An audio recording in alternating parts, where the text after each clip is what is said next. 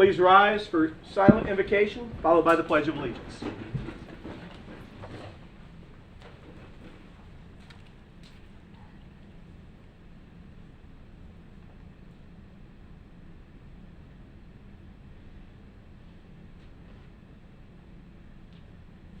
Amen.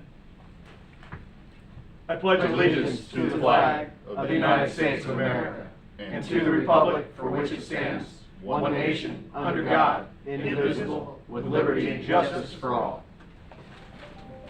Will the clerk call the roll? Here. Here. Here. Here. Here. You would think it's a short agenda since there's only one item on it, but this one item has some serious arms and legs to it.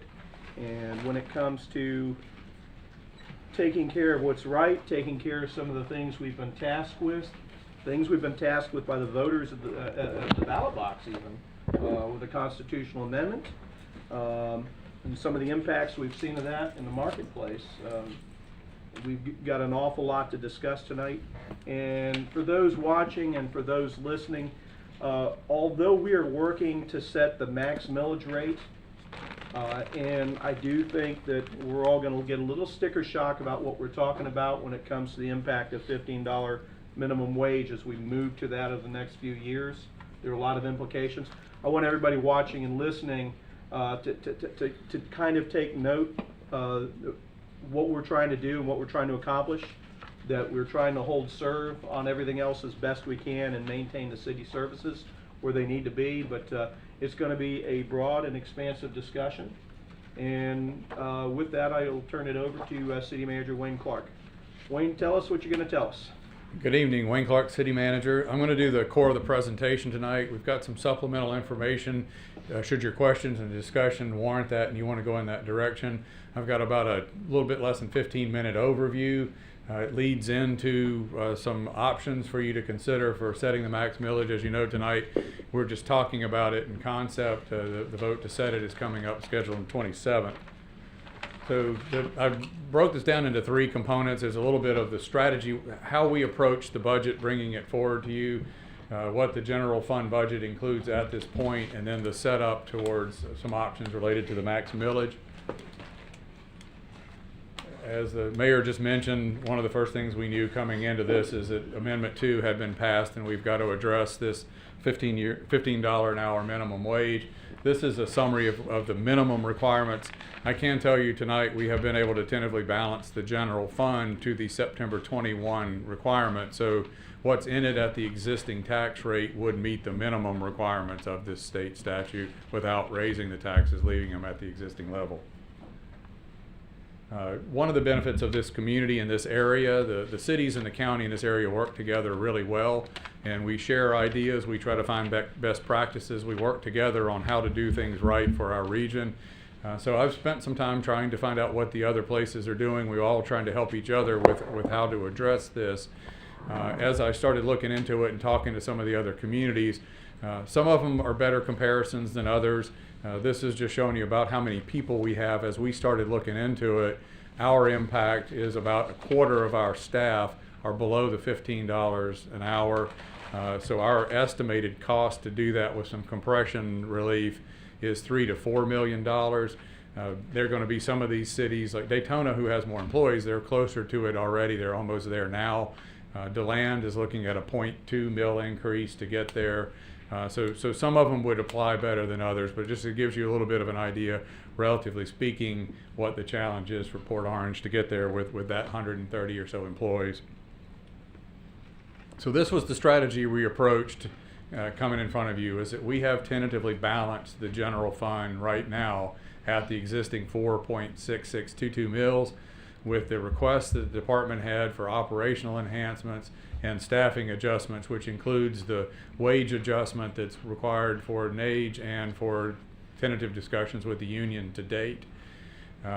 Any millage increase, as we approach this for you, would be related to how far do you want to go to the $15, but everything else is being done with the existing tax base. So the millage increase that would be discussed is strictly related to what level of steps do you want to go to for the $15. And just I put that last, that it's important to note, since while we're focusing on the general fund tonight and we're focusing on the millage, we have balanced the other funds out there with no rate increases.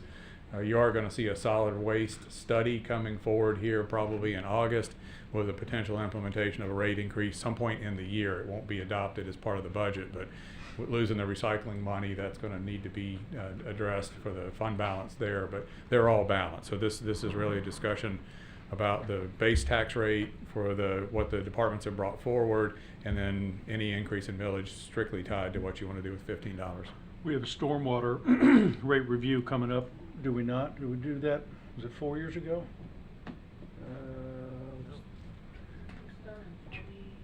2018, wasn't it?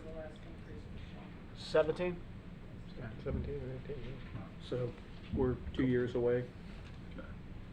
So here's what's in the current, this is just a summary that I put together, some of the top things that are in there. We were able to absorb power cost increases, gas increases, medical supply increases, our software, balloon payment to Workday, the addition of SmartGov for community development and the other departments doing permitting.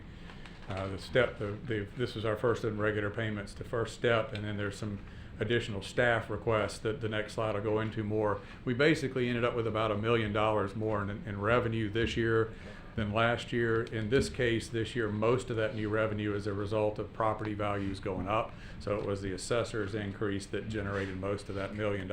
There's some new construction. Wayne, quick question. You said balloon payment to Workday and SmartGov. Those are one-time payments that we need to make? SmartGov is a new thing. It's the software that's going to be implemented in the beginning of 2022. Okay. Workday, the way we bought it, and as I understand, is that we paid a smaller amount the first 2 years, and year 3 was a higher amount moving forward. It was just how it was structured as part of the sales deal. Is that a one-time cost? It's going to continue to be a cost moving forward. So Okay. the Workday, it's part of the licensing and maintenance agreements to continue to use that software. So it'll be the same in year 4 That's or my higher understanding. that it is in It's about $250,000 a year. So. 250? Okay, thank you. So these are the employee requests funded in the current millage rate.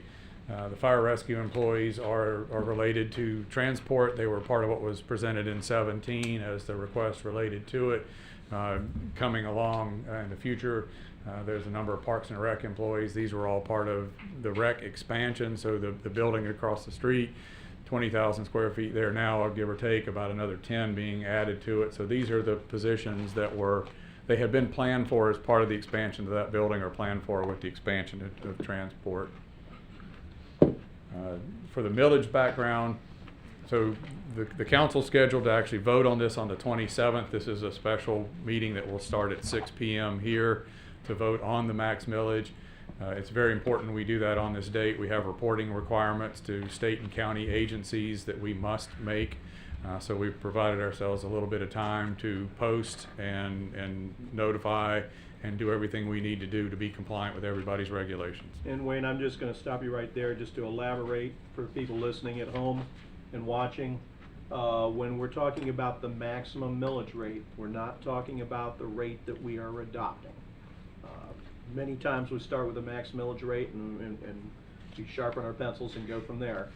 But that is the most that we could go to as of the 27th when we have that vote. That'll be the most that we can go to. So that's where we're at. It is not the rate that we're adopting. We'll do that in September. Go ahead. Thanks, Wayne. All right. This is a slide we use a lot. It just shows Port Orange's trend in millage over time to give you an idea of where we've been, what the changes have been over the last decade. And this is our comparison to the other cities in Volusia County, as well as the county itself. So we're down on the lower end, the bottom 5 or so in millage rate. This is the Port Orange's piece of the total property tax pie. So we have consistently been about a quarter, about 25% of that total tax bill to the people of the community. And we've done this over the years a number of times in a number of different ways, just trying to put a real number for real people in there. We've done individuals' houses. What we just try to do is pick a of value of a house. So for a $200,000 house, 'cause I think most people understand, is your house worth $200,000? It's a little bit higher than our median. But if you have that house with those exemptions that we've shown on there, so you live here, this is your homesteaded house, for every 0.1 mil you increase the taxes, you're adding about $12 to that person's property tax from Port Orange. So we just wanted to, a lot of people don't talk mills, a lot of people don't talk just values and all these other values. They just understand that I get this bill from the county and this is the number, and each 0.1 out of Port Orange is going to give you about $12 more for that house under that assumption. Isn't the homestead exemption only 50K? It's showing, You've got a couple other exemptions in this example, correct? You also, That's the average that we have across all of Port Orange. oh, okay, the average for That the also- city, okay. and as that average, that would also include the number of years Save Our Homes exemptions have been in place. And that's what Okay, I we forgot did. about that part, yeah, okay, very good.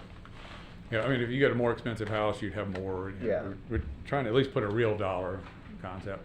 So this chart, I've shown this to you, this is going from rollback all the way to a 1 mil increase, just to give you an idea of how it would affect the millage, what percent it would be over rollback, how much money it would provide in funding, and then what the cost would be to that sample residence that we just showed you. So you can get a feel as you go up how much the impact changes going forward. This slide should be in front of you, so as we go forward, if you want to refer back to it, we wouldn't, that way we don't have to keep going back and forth on the slides, but you can look at those numbers as we go forward. And then I'll conclude with this. We just put these up here as 5 policy options for you to consider. The most expensive being at the top, the least expensive at the bottom. This is all, again, back to, we have a balanced general fund at the existing tax rate for everything that we showed, everything the department heads needed to operate going forward. We've absorbed the cost of inflation and power and gas. We've absorbed the wage increase and some room for negotiation with the other unions. This is to address the $15 minimum wage. So you have a base at E, which is just meeting the minimum requirement, the requirement for this year.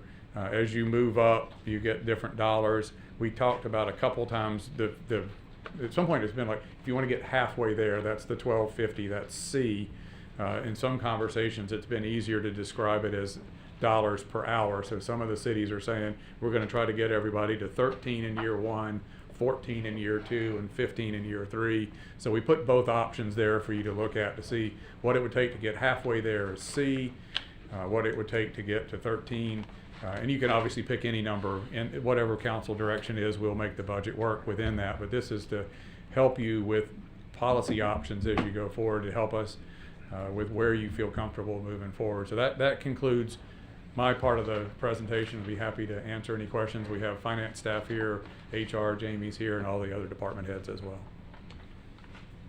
The numbers that we're talking about and the goals and objectives we have that we've been tasked with by the voters to move to $15 an hour is just one element of it. Another element of it is the competitive marketplace. When we talked in May, we had 40 openings, 20 in Public Works alone. We've got 54 openings now. So this is about more than just what we've been told to do by the voters in increasing wages. This is also about making sure that our residents we're able to maintain the level of service that our residents expect. So I think that should enter into our thinking as well when we have our debate in our discussion this evening.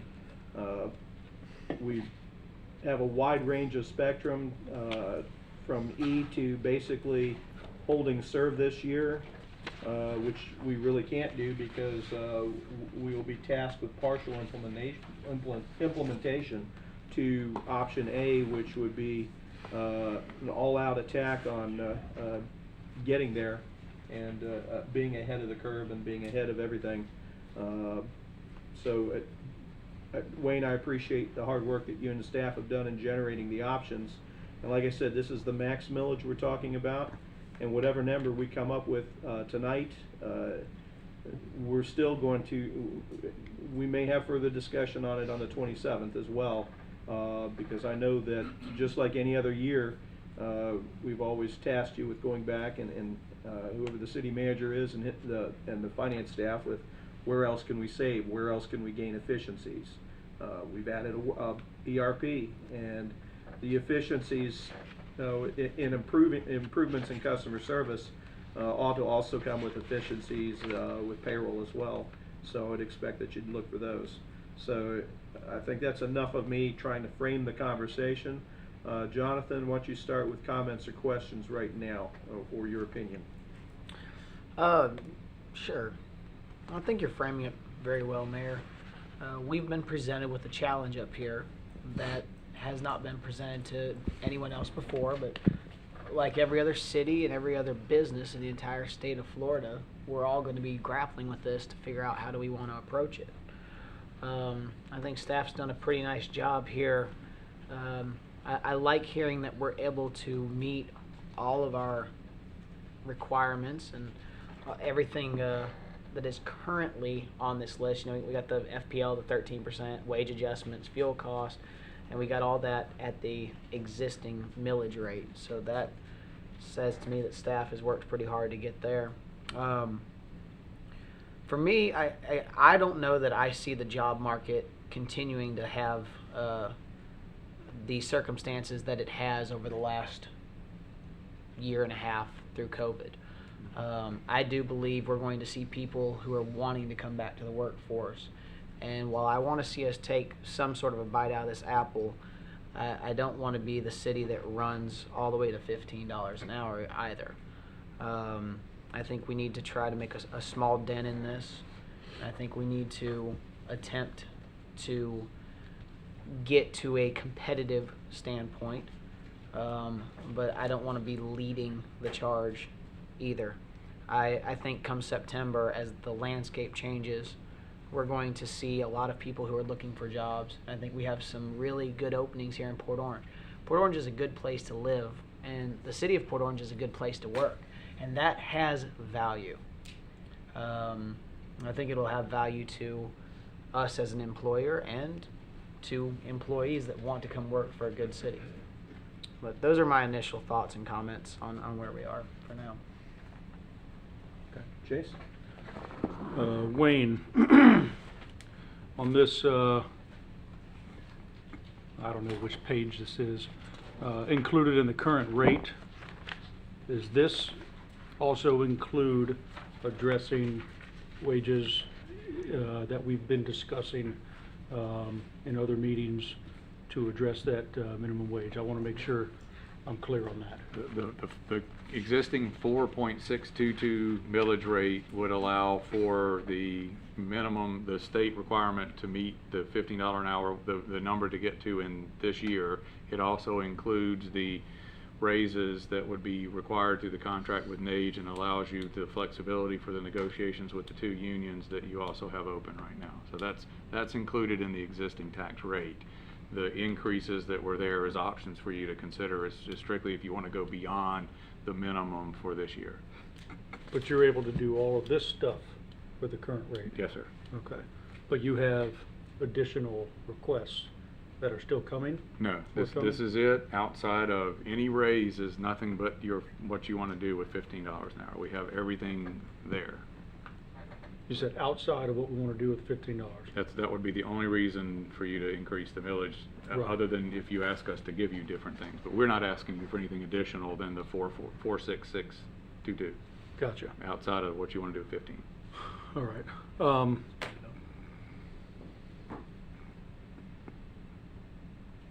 I do have a number of questions. Is this the time we want to do that? We're gonna keep Absolutely. going, all right.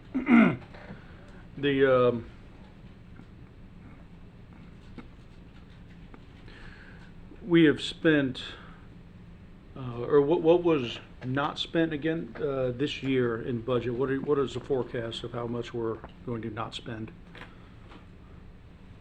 Scott, do you want to go through the? Councilman, we're gonna put somewhere between 1.5 and 2 million to the bottom line as it sits right now.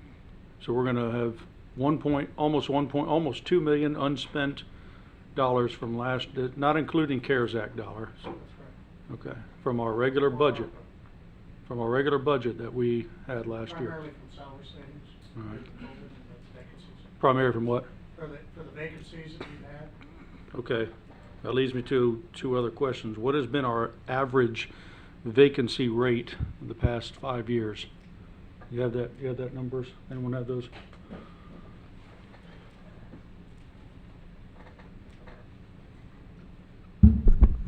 Sure.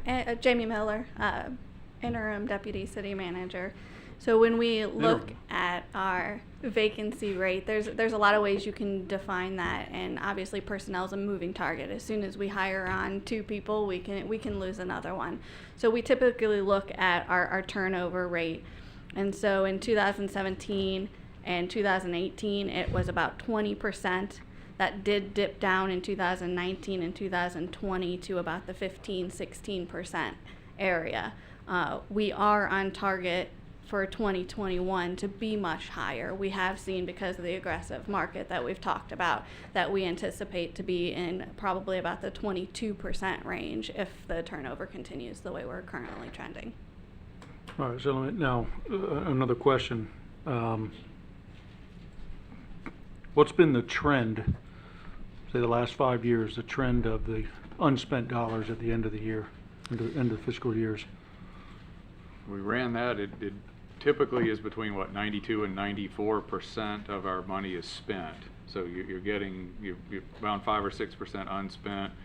And we did have 1 year after the hurricanes where we dropped to 85, but in that trend, that was the only year below 90. So we've been over 90% of the funds spent, fairly common.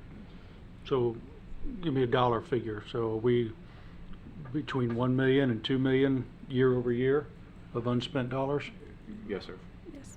And I would venture that part of the reason this year is a little bit higher than what we've seen is not only we've talked about the vacancy in the police department, which we know has been a big challenge, but we did do the freeze in positions for a little bit as well. I remember that. Yeah, and that's where my struggle has been is, I mean, I know this is an awkward year, and these next few years are going to be tough because of our mandates that we have. And I do appreciate the budget that the staff has brought us back. I don't think this is unreasonable. My issue is going to be if we're year over year not spending anywhere between $1 million and $2 million, that's hard for me to ask people to pay more if we're not spending what we give them already. And I know there are a number of factors that go into that.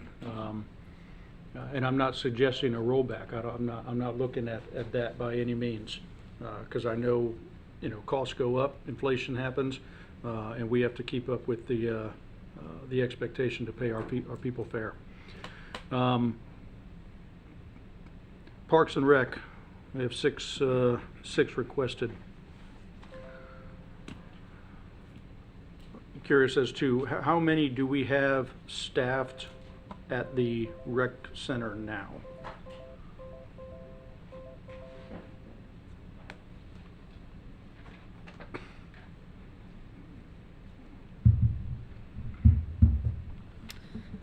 Jamie Miller. So currently the athletics team is housed at the rec center now. So they are doing their programming in an office where they handle open gym is really office hours, and open gym is what's done now. And it's till 5 o'clock Monday through Friday, nothing after that, and then they have to go out to the fields. So there is not a lot of programming that is done through the rec at this time, other than some of the basketball that's going on there. So we do have, I believe it's 4 staff out there, but most of them report there and then head out to the field. So, and what would the 6 do that the current staffers cannot do? Sure. So we're looking at a different model from what the current programming is being done in there now. As I mentioned before, we're open Monday through Friday. At 5 o'clock they close. and they go out to the fields. The people who are housed in there are doing program relating to athletics, as opposed to we are shifting to a model that would be anticipated to be a 7-day, 12-hour each day except for Sundays, that involves a lot more programming. So we would have classes in there, and the idea is to program from 0 to 99. We want to have something for everybody. So not only would the current athletic team that is in there be part of the team to support this rec center, this new area would be doing completely new programming, setting up. We would have rentals of the facility that we would need to take down rooms, registration. There's a number of things that would need to occur. So we're going from about a 35 hours a week of operations in a 20,000 square foot building to a 77-hour week operation in an additional 10,000 square feet. And we talk about that 20,000 square feet currently, but we don't use the upstairs for programming. So even though it's 20,000 now, we're not using a portion of that. So we are going to be going upstairs, downstairs, and to be able to cover the staffing and the programming needs Are these would all, require the staff. are these all full-time positions? They are not. So the program leader. Do you have, the- do you have titles and job descriptions for each of these? We do. I don't need to go through them now, I'm curious. Yes, no, the program leaders are part-time hours, and obviously we would only staff that based on the programming needed. So if there are no programs, we would not be staffing them. And the custodian that is requested is a part-time custodian. And when is so these are for 9 months, so about half the year. And when are you anticipating the rec center to be operational? Sure. It's anticipated to be open August 2022, which you see with the custodian for about 6 weeks, because we anticipate the least amount of needing to bring them on and train them for a custodian compared to the other staff. The position that we do anticipate we would need the longest is that recreation supervisor, who is going to be in charge of a lot of setting up of the programming, but not only that, but getting a lot of the contracts in order. If we're going to have a gymnastics team that's going to come in and utilize the gym, we have to get that contract in order. They're going to be tasked with developing the fee structure that we're going to be using, comparing to other cities, and how much do we want to cover. So that recreation supervisor is going to be looking at the model of what type of programming do we want to do in this facility, how do we do it, and then get people in there so that we do have consistent and regular programming being done. Okay. I think August is ambitious. I think if we've learned anything since being up here is nothing is finished and operational when we expect it to be. So I'll have a difficult time hiring a full staff of folks when realistically the place probably won't be running until October, maybe. But I understand the need for people to get on and be trained and get acclimated and get ready. I don't support the 6 of them being hired for that duration. I don't think that'll be necessary, in my opinion. But I'm open to hear more. I'll have more questions later on, but I don't want to take up everyone's time right at the beginning. Take up all the time you want. This is what we're here for. This is why we're here. That's the objective. And actually, on your last, your thought there, Chase, I'd like to hear maybe some discussion from Wayne and Sue on how that timing realistically looks like it's shaking out. I mean, so now's the time. This is what the workshop's for. So I say carry forward, Chase. What's that? I say carry forward with your thought where you're going. Yeah. By the way, I just looked at the screen. The shirts look nice up here. Hi, Susan Ball, Parks and Recreation Director. So, yes, we all know how projects go, right? So they're supposed to start August 16th this year. The contract's for 305 days. So obviously we've gone over 365 days. We've built in some of that with the same anticipation. In the contracts for 305 days from the start, that's when they're supposed to be able to build this place and have it done and ready to open. But you're right, things happen, and we have to come back for change orders and extensions and those types of things. My job is trying to make sure that doesn't happen. But there are some things in a building that we may come across that we just didn't anticipate. I think our building department did a really great job looking over everything and trying to mitigate some of those unexpected things for us. I think our engineers and architects also have done a really good job trying to mitigate those, oops, we didn't see that or we didn't know that. So can't guarantee it, but we did build in some extra days on that for completion.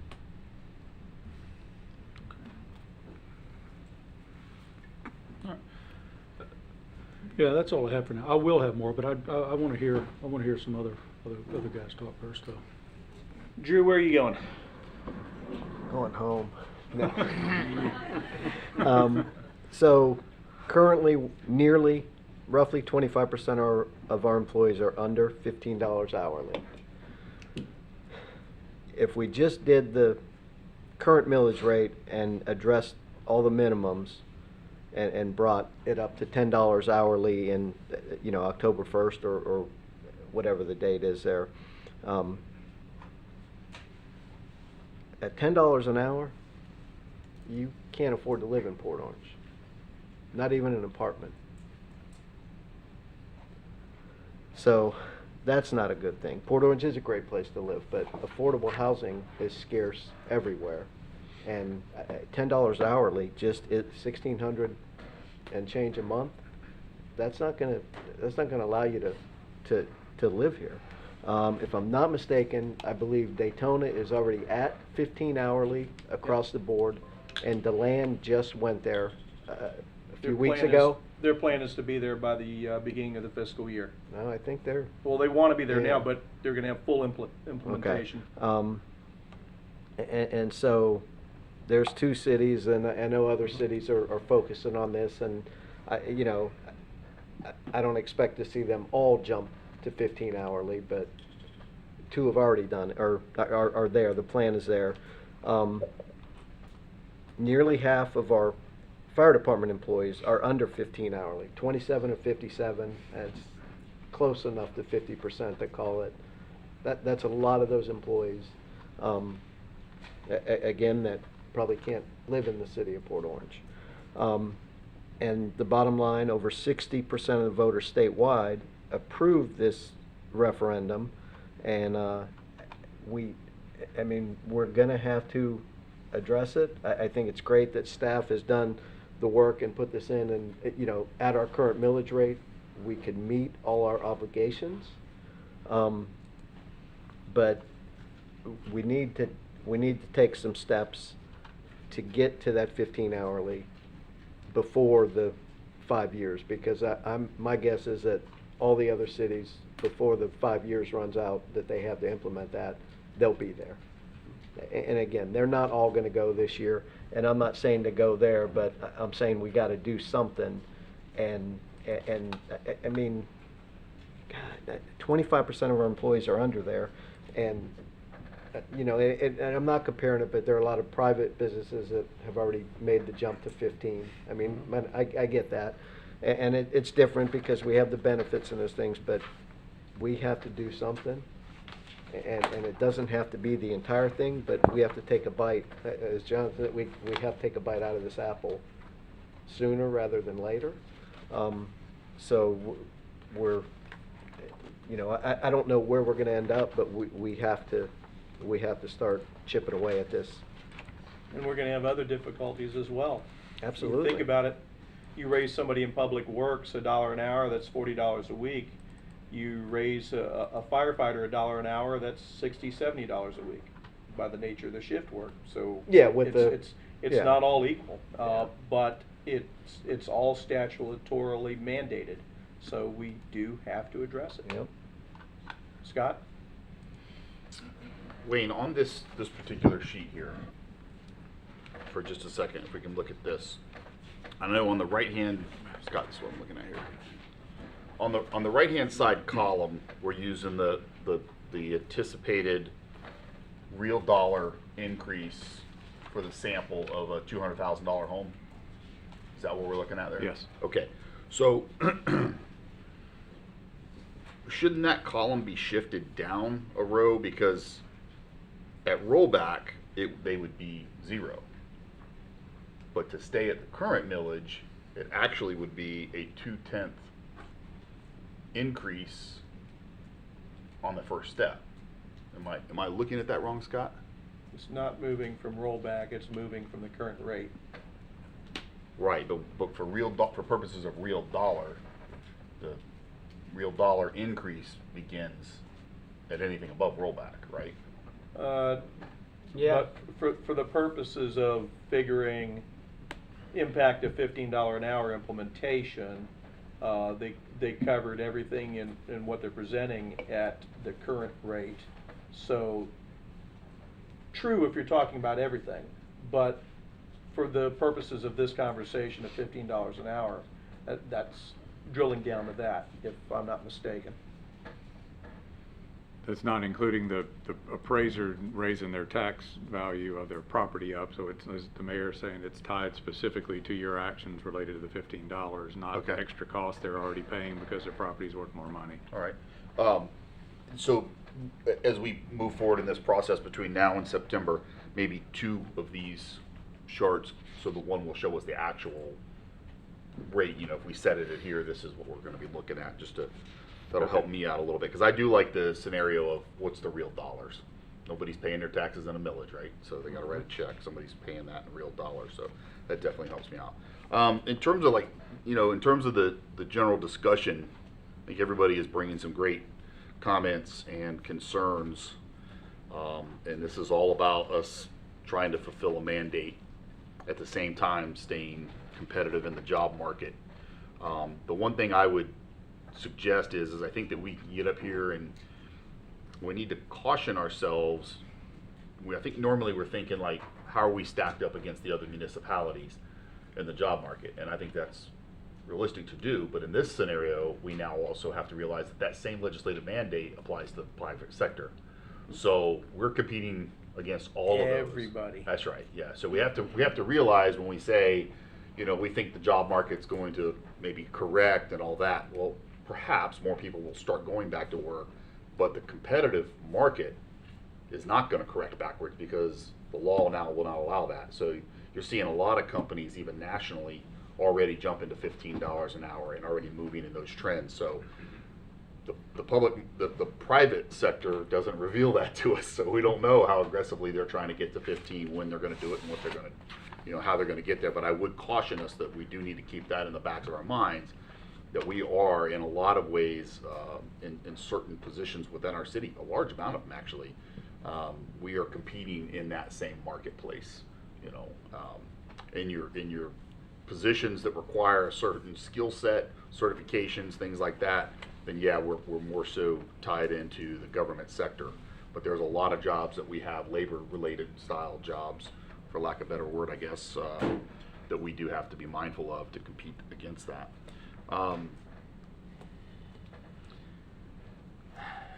It's a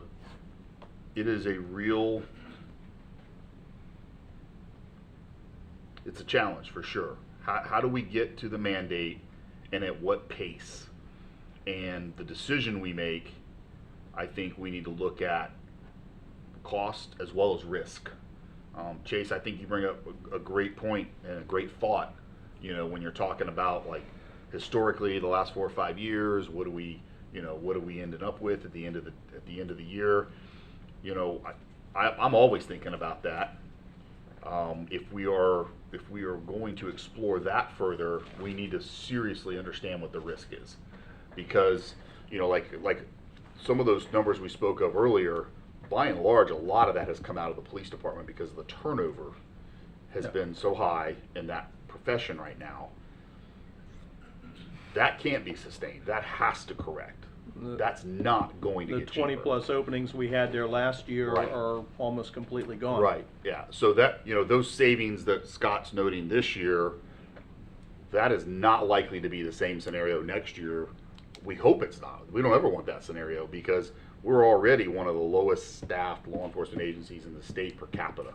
So, and the folks that have stayed, that are enduring the test of time, if you will, I don't know how much more of that they can take. They can only work so much overtime and be asked to do so much. So we Scott, got to make sure that corrects. You also got to remember too that you're talking about that excess last year. That's part of this budget. Sure. So that we aren't, we are basically rebating it back, and we do that every year. Yeah.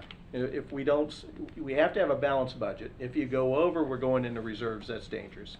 If you fall under for whatever reasons, like we were severely understaffed in PD last year, we put that into the following year's budget and essentially rebating it back, and we've done that consistently year after year after year. So that's factored in. True, true. But to Chase's point there, like I said, if we're going to go down that path, I really want to know from the city manager and staff, what are the risks? Because unlike the federal government, we can't print money in the middle of the year. Yeah. We can't. It doesn't happen, right? So, you know, there is no fail-safe, so to speak, of, well, we'll just print more money. It doesn't work that way with municipalities. We can't operate in a deficit. So I appreciate staff putting the numbers together to where we can actually see dollar values with millage comparatively. And now I think, you know, the one thing I would caution us on is let's make sure we've got enough room to work with this over the next few months. Because a lot is going to come out. We're going to really start seeing, I do believe, as we start going through the rest of July and into August, we're really going to start seeing what's the private sector doing, what's the other government sectors doing, what are the job market trends, what are those things starting to be. And I don't want to paint us in too tight of a corner. You know, ultimately, this may be one of those years where it really literally comes down to the last night. I know we've seen finance directors have to run upstairs to do calculations again. Hopefully we can avoid that, but you know, that's what we're doing. We're watching and learning as we go. We don't have all the answers. I do think that Scott Stiltner just told Scott Niels to keep his laptop handy. Andy, yeah, any calculator close by your side. I think we're Um, seeing what a lot of the private sectors are doing. They're raising their prices and they're Yeah, cutting Absolutely. back jobs. They're hiring more experienced people, and the young people are getting axed. Yeah. Terrible time to be a kid trying to work today. yeah. Well, some are, and some are seeing incredible growth rates and trends too. So I guess it depends on where you're at and that's what sector you're in. But in any regard, my point to that is that I think that next week, or the 27th, you know, that's really where we're starting. That's not where we're ending in terms of the whole process and what we've got to think out and what we have to be able to put together for the city to be able to provide the quality services and the quality of life in our city that our residents expect and demand. And at the same time, you know, the employees that we have here in the city, they're the ones that provide that. It's not us. We don't provide it. They're the ones out there that are providing that day in and day out. So we got to figure out how to make that work because there's a product out there that the residents have come to expect, and we got to deliver that same product. So. And I think we got to take a look at some realistic statistics. We keep talking about the labor force, people returning. For the most part, they have. There are 10,314,000 payroll positions in Florida. That is up 500,000 people. I'm sorry, there's about 500,000 people that are unemployed with an unemployment rate of about 4.9%. Most economists would tell you between 4.8 and 5% is considered full employment. So we're just about there, and that's through May of 2021. There are some people that have left the workforce that aren't coming back. There are people that have shifted sectors from service industry to other industries. So there's not just a lack of people in the workforce that weren't there before.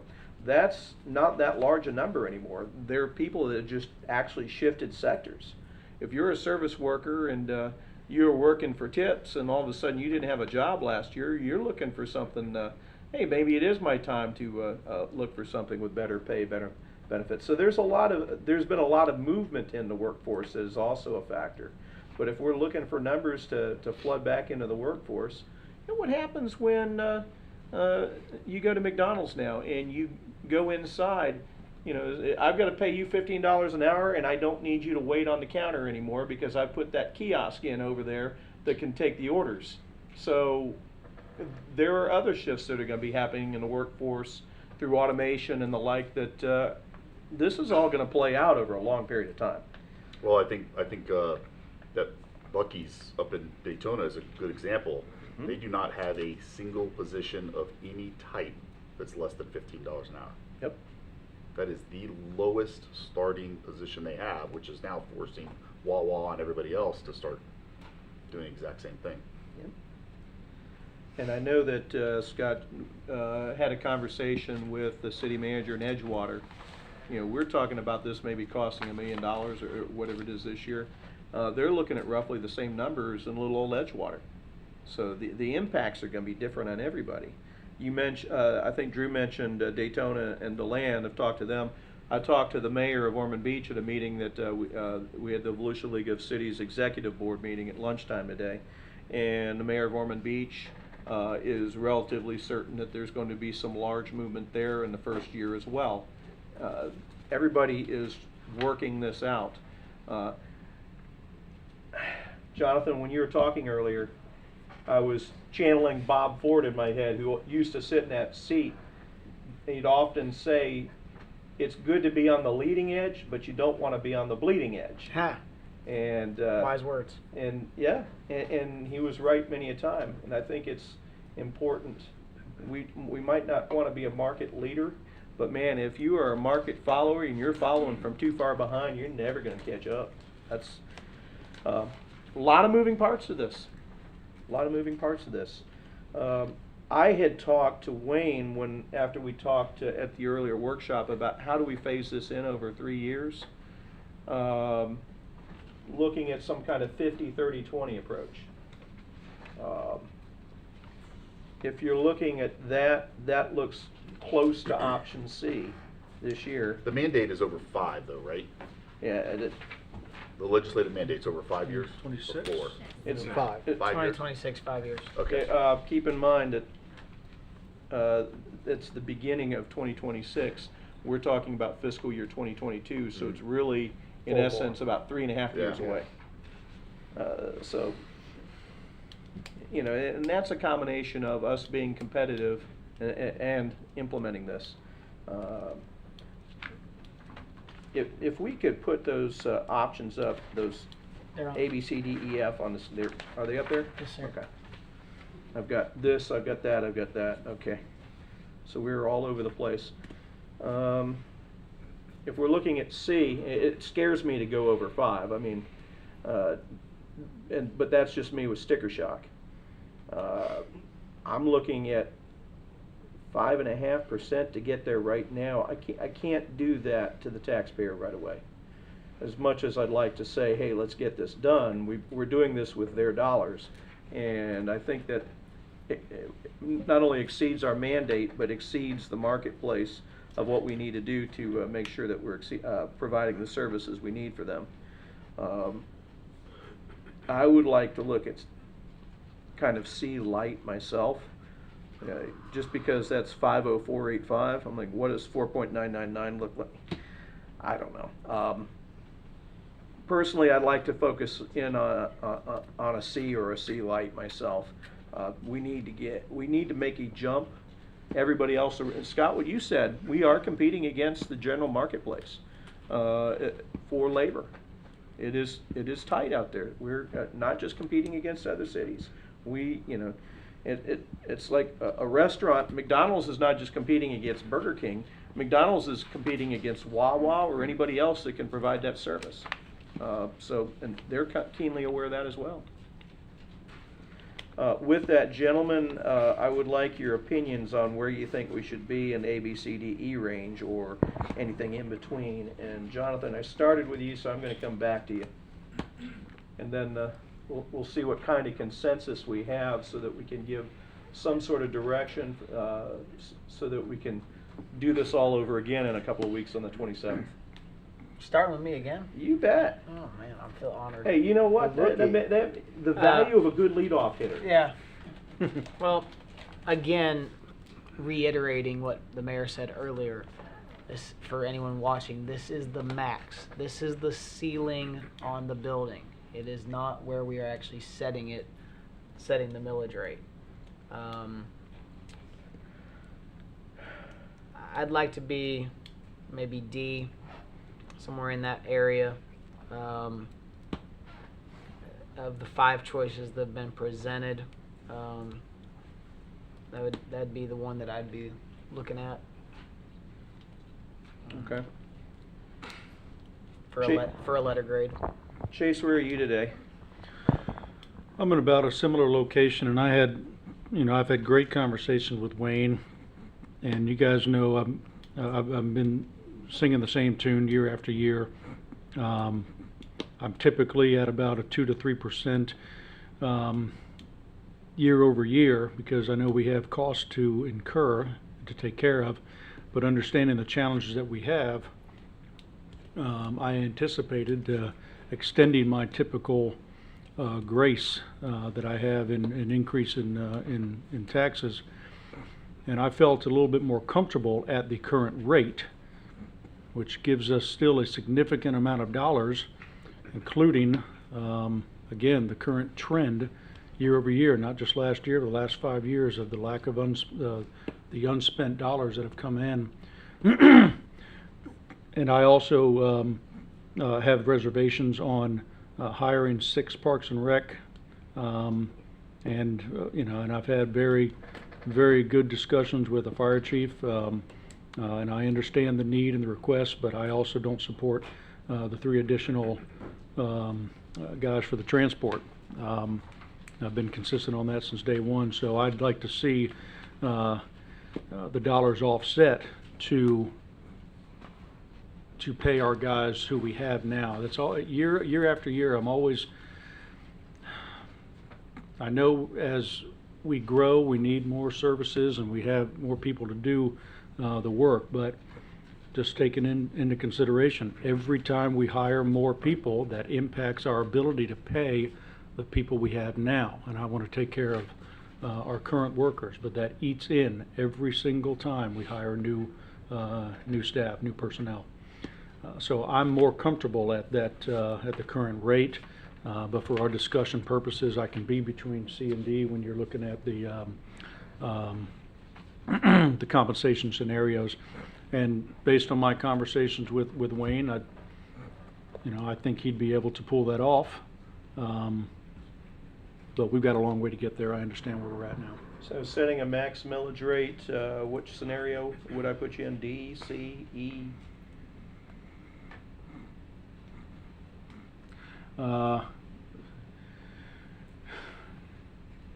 To me, it sounded like I had you as a D when you first started talking, but then you made comments that sounded like a C, and then you made some that sounded like an E. So I just want to make sure that I'm. No, I get it. Yeah, for a max, I wouldn't be higher than a D, but I can tell you that's not where I would end up at the end of the day. But So to give our max staff some millage is a direction. D.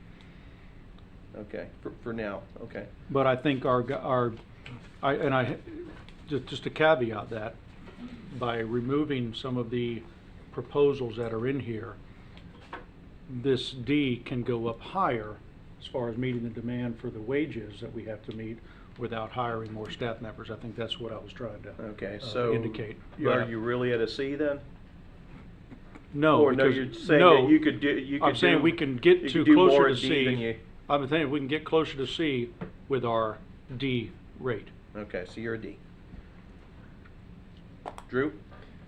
Well, if you're looking at D, I mean, you're already talking about coming in under it because we're setting a max. And so. No, I'm looking at D as a max. Yeah, but you said you'd want to come down from that. I would. And so that's not D, that's D minus or E. Yeah, but that's removing some other things that are also being included into that. Yeah, So that's your starting point. I think if we did that, in my honest opinion, we're setting up our department heads for failure. That's my honest opinion. I think if we're gonna talk about a max and then paring it down, I'm at B. You're at B? I'm at B, and then we work our way down from there. But Okay. I'm not willing to sit up here and set our department heads up for failure. I don't believe we'd be setting them up for failure. I believe we would if it were a D or less, and then talking about cutting positions, that's No, gonna we're not be, cutting any that's gonna be a positions. di- I you didn't just- you suggest just cutting said- positions. You did. No, I didn't. I said You cutting said you wouldn't requested- hire 3 firefighters, you That's a wouldn't hire. requested position. Hold on a second, why don't you go ahead and finish, and I'll come Yeah, back to yeah, you. to and so rebut. That's fine. that, I think at that rate, D would stand for disaster, and I'm just not willing to put our people and our department heads through that. I think, if I'm not mistaken, you're talking about getting there, but a slightly different way. Yeah, I just, I wouldn't cut positions, although I'm, you know, I'd look at that later down the line through attrition if we're not filling particular spots, but that's a separate conversation. But not approving current requests is not cutting anything, Okay. not reducing anything. I'd say Actually see it I'd say B I stands. just want to make sure that you have a chance to That's express your fine, yeah. opinion. I'd say B stands for bloated. Okay. Matter of opinion. I'm gonna write down, B is bloated. Okay, that was good. Drew, I had you down for a B. Scott, where are you at? Well, I would just first say that I would like to have all of us on the same sheet of music when we talk about terminology. And I'd have to tend to agree with Chase that when we use the word cut, I think that implies removing something that already exists. So I think we should be cautious about that. If we're talking about things being requested, I think we should use the terminology approved or not approved. So I think we just gotta be careful about that, because people start hearing, well, they're cutting services. No, they're not cutting services. That's what the service amount you already have now. So just everybody give that some thought on their own, to each their own, but I think some consistency. It's in a that good is- clarification. is Thank good. you, Scott. Well said. I think that, you know, if we're looking at C, well, if we're looking at D, if I'm looking at this sheet and I'm reading this correct, to get to D, we're talking about a 0.5 of a millage increase, No, right? no. Above rollback. Above rollback. Rollback. Yeah, that's 0.5. That's correct. 4.46 to 4.96, 0.5 millage increase, correct? We agree on that? Yeah, but we're not at rollback.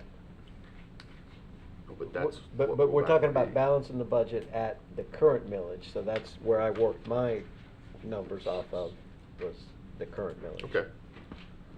So at rollback, we would be at a 0.5 millage increase with option D.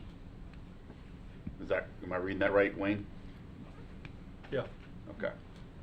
that's where I see it. There's a difference in the percent over rollback and the actual millage increase over the total. So if you're, Right. if you're looking at a 0.3 increase, which is what the closest thing is to Over current rate.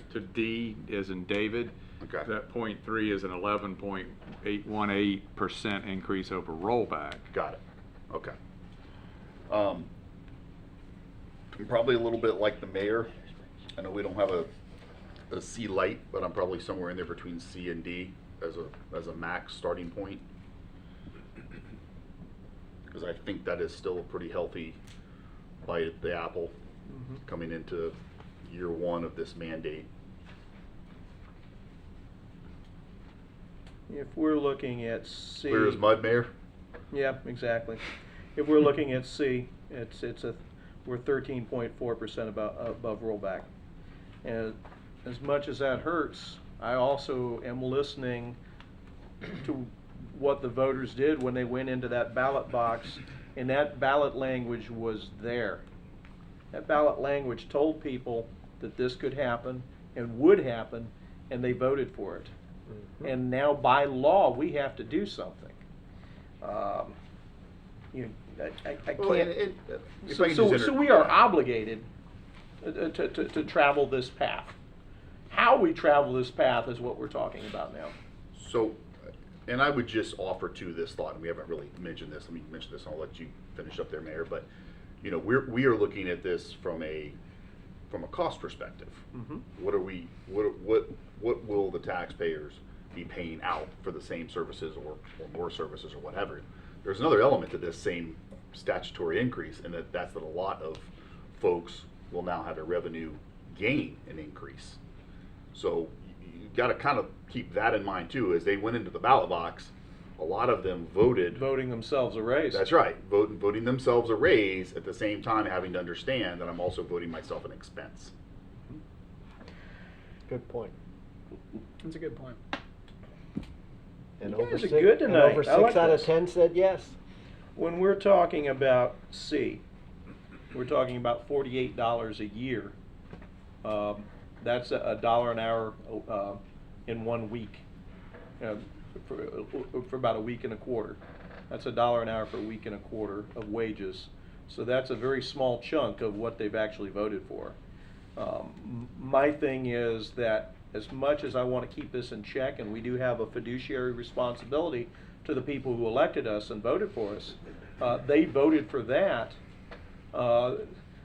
Frankly, their problem isn't going to be as much on their tax bill as it is what they having to do when they go out and buy goods and services.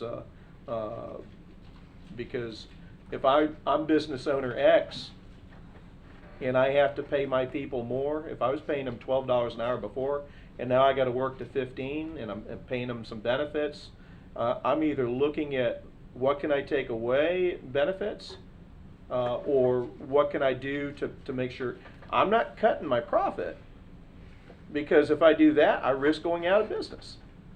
Businesses will have to not only just survive, they have to thrive to exist and continue to employ their employees. And that's a reality. Like it or not, that's a reality. So if business owner X wants to survive, his prices are going up, or he's looking at a different service model. So either way, the consumer is getting less than what they were getting before. And I think we're going to see a lot of that over the next few years. I think we may see some interesting competition from other states, who maybe the state of Georgia, who's paying less. We might see some businesses leave Florida. There is a lot of things that are on the table. Unfortunately, that's what it is. But this is a voter established mandate. This is where we are. This is what we have to work for. So, in my mind, I'm working towards 2 points. One is what I've been mandated to do by the voters, and point 2 is what do I have to do to maintain reasonable staffing levels in this city to make sure that we can provide the services that we need. I admit I'm a little concerned that we have as many openings in public works as we do right here now in the middle of hurricane season. Those things factor into my thinking. And because of that, I'm sitting at C, which is 5.0485, a 13.8% increase, but I'm going to task the city manager, even after we establish the max millage, can you get us under 5? What can you look at? Those are the things that we do every year after we set the max millage rate. Okay, what can we do to sharpen our pencils and make a difference? We're going to be talking about all those things. We're going to be talking about those new positions, what and where to fund them, if to fund them, not to fund them. Those are the requests that were made, probably post the conversation of setting the max millage rate in the process of getting us where we need to be.